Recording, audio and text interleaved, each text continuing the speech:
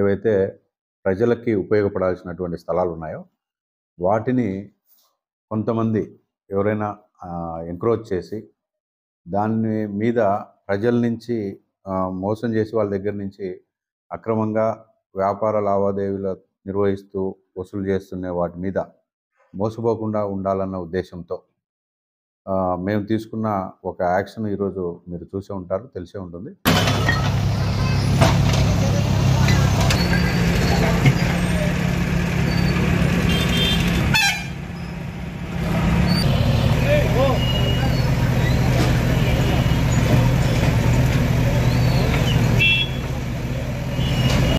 So పెద్దమ్మ గుడి దగ్గర, అంటే ఇప్పుడు నడుస్తున్న కూరగాయల మార్కెట్ పక్కన పెద్దమ్మ గుడి దగ్గర గత 14 సంవత్సరాల ముందు నిర్మించి ఉన్నారని చెప్తున్నటువంటి గుడి దగ్గర కొన్ని రూములు కూడా పెట్టుకొని అక్కడ వ్యాపార లావాదేవీలు నిర్వహించుకుంటూ అది చాలా బలవంతంగా వసూలు చేస్తున్నారని వచ్చిన కంప్లైంట్స్ కావచ్చు, అక్కడ అక్రమంగా ప్రైవేట్ వ్యక్తులు వసూలు చేస్తున్నారని వచ్చిన కంప్లైంట్స్ కావచ్చు, ఆర్టీ యాక్ట్ వల్ల వచ్చిన ఫిర్యాదు కావచ్చు, ఇట్లా రకరకాలుగా వచ్చిన ఫిర్యాదులన్నీ బేస్ చేసుకొని గత కమిషనర్ గారు ఎంక్రోచ్మెంట్ నోటీస్ ఇచ్చున్నారు.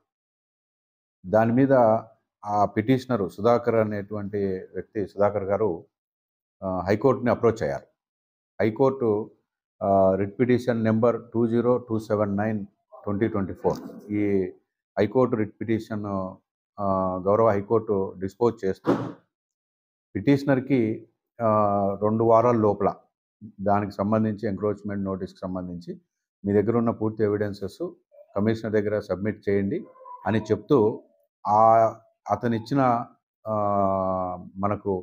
అతనిచ్చిన సపోర్టింగ్ డాక్యుమెంట్స్ అన్నిటిపైన చట్టపరంగా డ్యూ ప్రాసెస్ ఆఫ్ లా ప్రకారం మీరు 8 వారాల లోపల దీని మీద చర్యలు తీసుకోండి, స్ట్రిక్ట్ ఆన్ మెరిట్స్ బేస్ మీదనే చర్యలు తీసుకోండి అని హైకోర్టు ఆదేశించడం జరిగింది. హైకోర్టు ఆర్డరు 17/9/2024 హైకోర్టు మాకు డైరెక్షన్ ఇవ్వడం జరిగింది.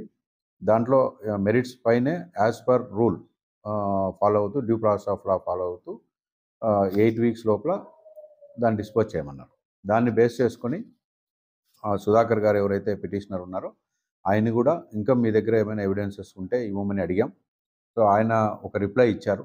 రిప్లై ఇచ్చి ఇది మున్సిపల్ స్థలం అని మాకు తెలియదు, గతంలో జూటూరు వాళ్ళు అక్కడ ఉన్నారు, వాళ్ళ పర్మిషన్తో మేము కట్టుకున్నాము అని చెప్పి, ఇప్పుడు ఇస్కాన్ టెంపుల్ ఉందని చెప్పి రైట్స్ ఇవ్వడం జరిగింది. ఎటువంటి ఆ స్థలానికి సంబంధించిన అతని హక్కుదారు పత్రాలు ఏమీ మనకి ఇవ్వలేదు. అలాగే హైకోర్టు డైరెక్షన్స్లో కూడా ఆ రిమైనింగ్ అక్కడ చుట్టూ ఉన్నటువంటి పబ్లిక్ నుంచి కూడా ఫీడ్బ్యాక్ తీసుకొని, ఇంక్లూడింగ్ ద పిటిషనర్ తీసుకొని డిస్పోజ్ చేయమని మాకు ఆర్డర్లో ఉంది.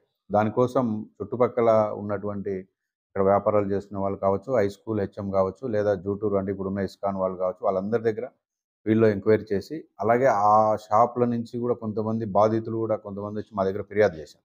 వాళ్ళవన్నీ కూడా ఫీడ్బ్యాక్స్ అన్నీ తీసుకొని ఫైనల్గా అది మున్సిపల్ రోడ్లో లేదా మున్సిపల్ స్థలంలో నిర్మించినటువంటి నిర్మాణాలని తెలిసిన తర్వాత గుడి మాత్రం మనం అలాగే ఉంచి, గుడి మనం వెళ్లకుండా గుడికి ఆనుకొని ఉన్నటువంటి వ్యాపార స్థలాల్ని, వ్యాపార రూమ్లని ఈరోజు మనము రిమూవ్ చేయడం జరిగింది.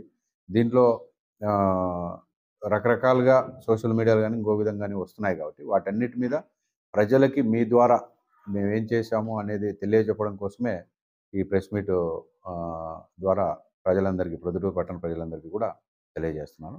Thank you. పబ్లిక్కి ఉపయోగపడాల్సినటువంటి స్థలాలు, అంటే సామూహిక అవసరాల కోసం ఉపయోగపడేటువంటి స్థలాలు అన్యాక్రాంతం అవడమే కాకుండా దాని నుంచి వ్యాపార లావాదేవీలు నిర్వహించుకుంటూ లబ్ధి పొందుతూ అమాయక ప్రజల్ని కూడా మోసం చేస్తున్నారు. ఇప్పుడు మనకు తెలిసింది, అది నాకు అఫిషియల్గా తెలిసింది, అక్కడ చెప్పింది ఒక్కొక్క వ్యాపారి దగ్గర ఎక్కువ మొత్తంలో వసూలు చేస్తున్నారని చెప్పారు. సో వాళ్ళైనా అది వస్తే మున్సిపాలిటీకి రావాలి, మున్సిపాలిటీకి వస్తే ఊరి మీద ఖర్చు పెడతారు. సో వాళ్ళు అక్కడ చేసిన వ్యాపారాలు మోసపోకూడదు, రావాల్సిన రెవెన్యూ మున్సిపాలిటీకి రావడం లేదన్న ఉద్దేశము. ప్లస్ ఇది మా సొంతంగా మేము ఇనిషియేట్ చేసింది కాదు. పిటిషనరే కోర్టుకు వెళ్ళారు, గౌరవ హైకోర్టు ఇచ్చిన డైరెక్షన్ మేరకే మేము నిర్ణయం తీసుకున్నాం. గత కౌన్సిల్లో కూడా చెప్పాను నేను, అది మేము సర్వే చేసిన దాని మేరకు అక్కడ ఉన్నటువంటి బిల్డింగ్ ఓనర్స్ వాళ్ళు యాక్సెప్ట్ చేయాలి. అంటే మాకు తెలియకుండా మీరు సర్వే చేసుకున్నారని, మా సమక్షంలో కూడా మీరు సర్వే చేయాలని చెప్పారు. దాన్ని బేస్ చేసుకొని మళ్ళీ వాళ్ళని 4వ తేదీ, ఈ నెల 4వ తేదీ వాళ్ళ సమక్షంలో సర్వే చేశాం. సర్వే చేసినప్పుడు ఈసారి చాలా స్ట్రిక్ట్‌గా మళ్ళా కాంట్రవర్సీ రాకూడదని సర్వే చేశాం. ఆ సర్వే ఇంకా దాన్ని ఫీల్డ్ సర్వే అయిపోయింది.